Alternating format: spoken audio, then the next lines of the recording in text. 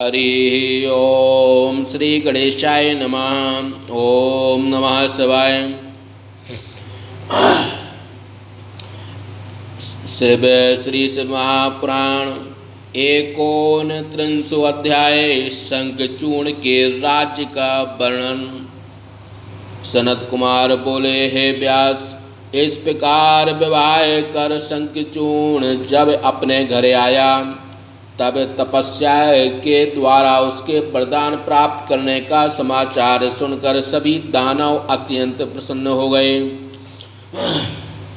और अपने लोक पाताल से आकर सभी असुर एकत्रित हो शुक्राचार्य को साथ ले शंखचूर्ण के पास आए। उन लोगों ने विनय पूर्वक शंखचूर्ण को प्रणाम किया, फिर आदर पूर्वक उसकी स्तुति करते हुए उसको सामर्थ्य एवं तेजस्वी जानकर प्रसन्न हो वहीं पर स्थित हो गए। दंभ के पुत्र शंखचूर्ण ने अपने घर पर आए हुए गुरु शुक्राचार्य को देखकर आदर से महाभक्ति युक्त हो साष्टांग प्रणाम किया। दैत्यों के कुलाचार्य शुक्र ने उसी तेजस्वी देखकर उत्तम आशीर्वाद प्रदान किया। अनंतर देवताओं तथा दानों का सारा वृत्तांत उससे वर्णन किया। उन्होंने देव दानव के स्वाभाविक बैर एवं देवताओं के द्वारा दानवों पर विजय का तथा बृहस्पति के द्वारा देवताओं की सहायता का वृत्तांत सविस्तार वर्णन किया। शुक्राचार्य ने सभी दैत्यों की सम्मति लेकर उसे दानवों एवं असुरों का अधिपति बनाकर उसे राजपद पर अभिषिक्त किया। फिर तो वह असुर प्रसन्न हो महान उत्सव संपन्न किया। उन सभी ने शंखचूर्ण को नाना प्रकार के भेंट अर्पण किया। वह महाप्रतापी दंभ पुत्र असुरराज शंखचूर्ण राजपद पर अभिषिक्त हो अत्यंत शोभित होने लगा। उसने दैत्यों दानवों एवं असुरों की एक बहुत बड़ी सेना एकत्रित कर और स्यों रथ पर सवार होकर बड़े वेग से इंद्र को जीतने के लिए स्वर्ग पर चढ़ाई कर दी। उस समय विजय यात्रा के लिए जाती हुई अपनी सेनाओं के बीच वह तारों के मध्य में चंद्रमा के समान तथा ग्रहों के मध्य में सूर्य के समान शोभित होने लगा। इधर देवराज इंद्र शंखचूर्ण को आते देख संपूर्ण देवताओं के साथ युद्ध के लिए युद्धित हो गए। उस समय देवताओं एवं असुरों में महाघन घोर युद्ध छिड़ गया। वीरों को आनंद देने तथा कायरों को भय देने वाला वह युद्ध अत्यंत लोमहर्षक था। उस युद्ध में वीरों के गर्जने से कोलाहल उत्पन्न हुआ। वीरता को बढ़ाने वाले बाजे बजने लगे। बलवान देवगण क्रुद्ध होकर असुरों के साथ युद्ध करने लगे, जिससे असुर पराजित होकर युद्ध का मैदान छोड़कर भागने लगे। दैत्यों को भागते देख स्यों दैत्यराज शंखचूर्ण युद्ध करने लगा और सिंहनाद करता हुआ गरजने लगा। वह उस युद्ध में बड़े वेग के साथ देवताओं की सेना को नष्ट करने लगा। फिर तो उसके तेज को न सह सकने के कारण देवता लोग युद्ध से भागने लगे। वे दीन होकर पर्वत की कंदराओं में जाकर जहाँ तहाँ छिप गए और कुछ ने हतप्रभ होकर उसकी अधीनता स्वीकार कर ली। इसी प्रकार दंभ पुत्र दानवेंद्र शंखचूर्ण ने सारे लोगों को जीतकर समस्त देवताओं का अधिकार हरण कर लिया। वह त्रिलोकी को अपने बस में कर स्यों इंद्र बनकर यज्ञ भाग ग्रहण करने लगा और सारे जगत पर अधिकार कर शासन करने लगा। उसने कुबेर, चंद्रमा, सूर्य, अग्नि, वायु तथा यम आदि देवताओं के अधिकार को अपनी शक्ति से छीन लिया और देव, असुर, दानव, राक्षस, गंधर्व, नाग, किन्नर तथा मनुष्यों के ऊपर स्यों शासन करने लगा। इस प्रकार महाबली शंखचूर्ण सारे त्रिलोकी का मालिक बन बैठा और स्यों राजेश्वर बनकर बहुत बरस पर्यंत सारे भूमंडल पर शासन किया। उसके राज्यकाल में दुर्भिक्ष, महामारी, अश्वविग्रह आदि व्याधि नहीं थी। सभी प्रजाएं बहुत बड़ी सुखी थीं। पृथ्वी बिना जोते ही नाना प्रकार के धान उत्पन्न करती थी। नाना प्रकार की औषधियाँ सरस उत्पन्न होने लगीं, जो सर्वदा प्रयोग में सफल थीं। खानों से मणियाँ द्वारा समुद्र से निरंतर रत्न निकलते थे। वृक्ष सदैव फल फूल से हरे भरे रहते थे और नदियाँ मीठे जल की धारा बहाती थीं। देवताओं को छोड़कर सारे जीव सुखी थे। उनमें किसी प्रकार भी राग द्वेष का विकार उत्पन्न नहीं होता था। चारों वर्ण एवं आश्रम अपने अपने धर्म में स्थित थे। इस प्रकार शंखचूर्ण के शासन काल में कोई भी प्राणी दुखी नहीं था। केवल एक देवता ही ऐसे थे जो भाई के बैर के कारण दुखी थे।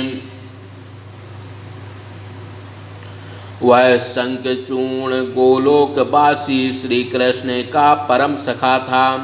इसलिए श्री कृष्ण की भक्ति में निरत एवं साधु स्वभाव का था।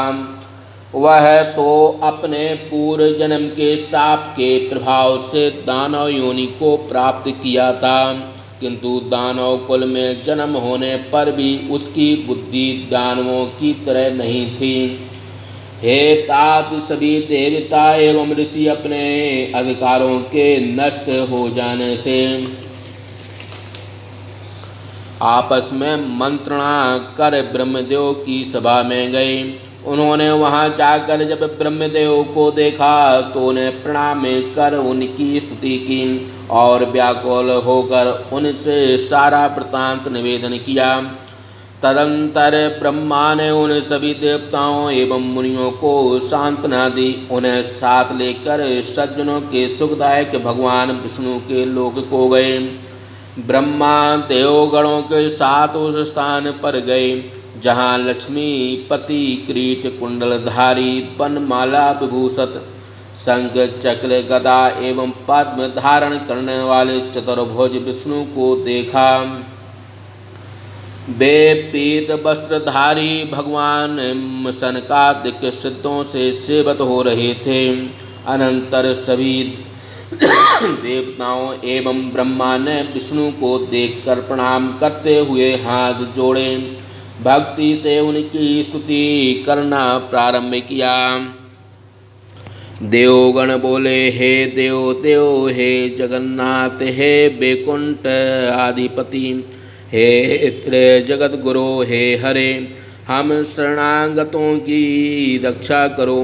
हे ऋषि, हे त्रिलोकेश, हे कृष्ण, हे प्रभो, हे लक्ष्मी निवास, हे गोविंद, हे भक्त प्राण, आप इस जगत की रक्षा करने वाले हैं, अतः आपको नमस्कार है। हे व्यास, इस प्रकार विष्णु की स्तुति कर सभी देवता नारायण के आगे रुदन करने लगे। तब उसे सुनकर भगवान विष्णु ब्रह्मा से इस प्रकार कहने लगे। विष्णु बोले, हे ब्रह्मन, योगियों के लिए भी दुर्लभ इस वैकुंठ में तुम कैसे उद्देश्य से आए हो? तुम कौन सा कष्ट आ पड़ा है, उसे तुम मेरे सामने सच सच कहो। सनत कुमार बोले, नारायण के वचन को सुनकर ब्रह्मा जी ने बारंबार उन्हें प्रणाम किया। फिर हाथ जोड़ कर बड़े विनय के साथ शंखचूर्ण ने जिस प्रकार देवताओं को दुख दिया था वह सारा वृत्तांत उन परमात्मा विष्णु को सुनाया। सब प्रकार से सबके भावों को जानने वाले भगवान विष्णु ने इस वृत्तांत को सुन हंस कर ब्रह्मा से सारा रहस्य कहने लगे। हे भगवान बोले, हे ब्रह्मदेव, मैं अपने परम भक्त महातेजस्वी उस शंखचूर्ण का सारा वृत्तांत पहले से ही जानता हूँ। उसका पुराना इतिहास से युक्त वृत्तांत सुनो, इसमें संदेह मत करो। शंकर जी सर्वत्र मंगल करेंगे, उन मंगल का शिवलोक पर से भी परे सभी लोकों के ऊपर स्थित है, जहाँ से शिव जी पर ब्रह्म परमेश्वर रूप में विराजमान हैं। वो जो तीन शक्तियों को धारण करने वाले प्रकृति एवं पुरुष के भी अधिष्ठाता हैं, निर्गुण एवं सगुण तथा ज्योति स्वरूप हैं।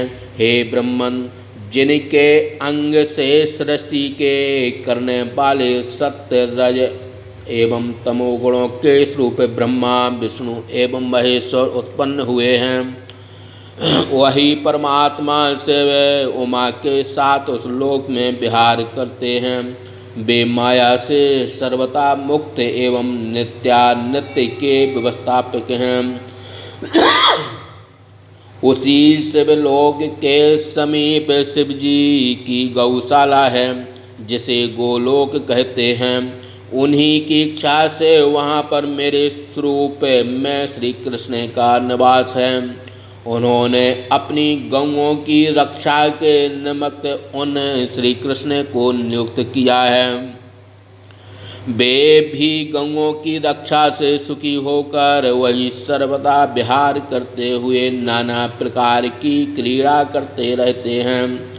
प्रकृति की पांचवी मूर्ति जगदम्बा राधा भी श्री कृष्ण की स्त्री की मूर्ति में निवास करती हैं। वहीं पर उनके अंग से उत्पन्न हुए अनेक प्रकार के गोप एवं गोपियाँ हैं।